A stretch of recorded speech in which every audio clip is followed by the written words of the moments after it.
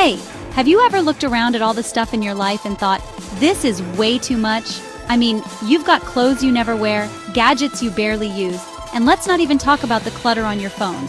It's no surprise that we're all drowning in stuff, but what if I told you it doesn't have to be like this? What if you could actually reduce the clutter and get more from less, without feeling like you're giving up anything important? Here's the kicker. Minimalism isn't about living like a monk or throwing away everything you love. No, it's about simplifying your life in a way that gives you more time, more energy, and even more happiness. Sounds too good to be true, right? Well, stick with me for just a few minutes because I'm about to show you 7 game-changing minimalism tips that actually work. Trust me, once you start using these, you'll never look at your stuff the same way again. Ready? Let's dive in. Let's talk about clutter for a second. You've probably noticed how a messy space can leave you feeling stressed and distracted, right? Well, it's not just in your head. Physical clutter actually causes mental clutter. Studies show that being surrounded by too many things makes your brain work harder, lowering focus and increasing stress. In fact, research from Princeton University found that clutter reduces your ability to process information. So, how do you start decluttering without feeling overwhelmed? Start small. Pick one space, maybe a desk or a drawer, and tackle that. A great tip is the one in, one out rule. For every new item you buy, get rid of something old. It's a simple way to keep things balanced without accumulating more stuff. You don't have to throw everything away, just keep what truly adds value. Once you start clearing out the unnecessary items, you'll notice how much lighter and more organized you feel. Decluttering isn't just about cleaning. It's about creating a space that helps you feel calm and focused. It's not magic, it's minimalism. Let's dive into the next tip, the one in, one out rule. This is a simple but powerful way to keep your space from getting overloaded. Here's how it works. Every time you buy something new, you commit to getting rid of something old. It could be a pair of shoes, a gadget, or even an old book. This rule helps you avoid clutter from piling up. And it's a great way to ensure that each new item you bring into your life has real value. For example, if you buy a new jacket, take a moment to donate an old one that you no longer wear. By doing this, you're not just making space physically, you're also making space mentally, because you won't be surrounded by things you don't use. And here's the best part. Once you get into the habit of doing this, you'll notice that you don't just accumulate things mindlessly. You'll start being more thoughtful about your purchases. You'll ask yourself, do I really need this? Before buying, it's all about intentionality, focusing on quality over quantity. Now, let's talk about simplifying your digital life. If you're like most people, your phone and computer are probably packed with apps, emails, and files that you never use. But here's the thing. Digital clutter is just as draining as physical clutter. It can overwhelm you, distract you, and take up mental energy. So how do you start clearing up that digital mess? First, start with your emails. Unsubscribe from newsletters or promotions you don't read. Trust me, this will instantly reduce the flood of notifications in your inbox. Next, take a look at your phone. Delete apps you haven't used in months.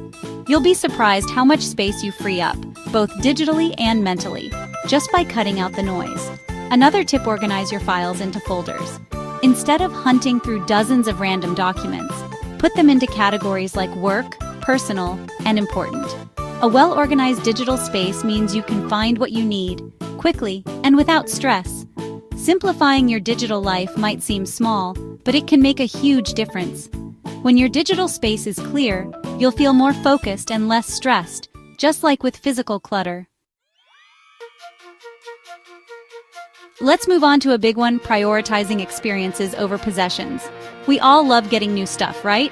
But here's the thing. Those material items, they don't actually bring lasting happiness. Studies have shown that spending money on experiences, like travel, concerts, or learning something new, brings far more joy and fulfillment than buying things. Think about it. You can buy a new pair of shoes or a fancy gadget, and yeah, they might make you feel good for a little while. But after a few months, they lose their shine. On the other hand, a great experience like a weekend getaway or an exciting class stays with you long after it's over. It creates memories, not just items collecting dust. Here's a personal example. Instead of buying a new TV last year, I spent that money on a trip to a place I've always wanted to visit. And honestly, I've never regretted it. The memories from that trip still bring me so much joy. It wasn't the stuff I bought that made me happy. It was the experiences I lived through. So, the next time you're tempted to buy something, ask yourself, would I rather buy this or invest in an experience that I'll remember forever? Experiences create more happiness, more connection, and they give you a deeper sense of fulfillment. That's the kind of investment minimalism is all about. Let's talk about mindful consumption, something that's incredibly powerful when it comes to minimalism. This is all about being intentional with what you buy and focusing on quality over quantity. Instead of impulse buying or buying just because something's on sale, mindful consumption encourages you to ask yourself, do I really need this? Will this add value to my life? The idea here is simple. Buy fewer things, but buy things that truly serve a purpose or bring you joy. For example, rather than constantly buying new clothes that you won't wear often, invest in a few high-quality pieces that you'll love and actually use. Here's a great tip. Before making any purchase, try the 30-day rule. If you see something new you need, give yourself 30 days before buying it. Chances are, after that time, you'll realize it wasn't as important as you thought, and you'll be glad you didn't rush into it. Mindful consumption also ties into sustainability. When you buy less, you reduce waste, and when you buy better quality items, they last longer, which means less stuff ends up in landfills. So, next time you're about to buy something, pause and ask yourself, do I really need this, or am I just buying it because it's there?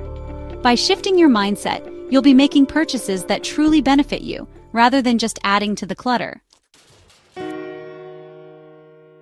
Next up is creating a simple routine. This one's a game changer. A minimalist routine isn't about making life more rigid or boring. It's about removing unnecessary decisions so you can focus your energy on what matters most. Imagine waking up every day with a routine that's simple, efficient, and stress-free. Sounds amazing, right? Start by eliminating things that don't need to take up your time or mental energy. For example, set a consistent wake-up time. When you wake up at the same time each day, your body gets used to it, and you avoid the stress of figuring out when to get up. Another tip: streamline your mornings. Lay out your clothes the night before and prep your breakfast or lunch ahead of time. These small habits mean you're not wasting time on decisions that don't matter. A simple routine not only clears up your time, but it also clears up your head. You'll feel more in control, more productive, and less stressed. Minimalism is all about focusing on the essentials, and a simple routine is the perfect place to start. Last, but definitely not least, learning to say no. This is one of the hardest but most rewarding habits to develop when embracing minimalism. We're often so caught up in trying to please others or take on too much that we end up overwhelmed, stressed, and stretched too thin. But here's the thing. Saying no is one of the most powerful tools you can use to take control of your time and energy. Saying no doesn't have to be harsh or rude. In fact, it's a form of self-respect. When you say no to things that don't align with your values or priorities, you're actually saying yes to what really matters. Whether it's a social event you don't feel like attending, a project at work that you know will drain you, or simply a request that you can't take on, it's okay to say no. A great way to start is by being clear about your priorities. Ask yourself, does this align with my goals or values? If the answer is no, then it's perfectly fine to decline. For example, instead of saying yes to every social invite, focus on the ones that truly bring you joy or help you recharge. Here's another tip: practice saying no politely but firmly.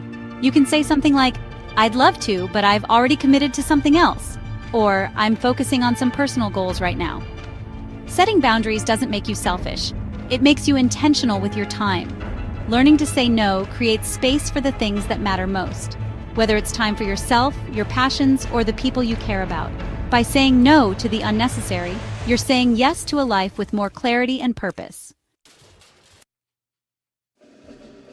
All right, let's quickly recap what we've covered. First, we talked about decluttering your physical space, clearing out the clutter around you so you can feel more focused and less stressed. Then, we dove into the one-in, one-out rule, a simple way to keep your space balanced by letting go of something every time you buy something new. Next, we discussed how to simplify your digital life, getting rid of those digital distractions to free up mental space. After that, we shifted focus to prioritizing experiences over possessions, investing in memories that last instead of material items that don't. Then we explored mindful consumption, making intentional decisions about what we buy, and following it up with a simple routine to minimize stress. And finally, we wrapped up with learning how to say no, setting boundaries so you can focus on what truly matters. So, which tip are you going to start with today? I'd love to hear how you plan to simplify your life. Drop a comment below and let me know. And if you found these tips helpful, make sure to hit that like button, subscribe, and share this video with anyone who could use a little more simplicity in their life. Thanks for watching, and remember, living with less really can lead to more happiness, clarity, and peace. See you in the next video. Thank you so much for watching and for being part of this journey.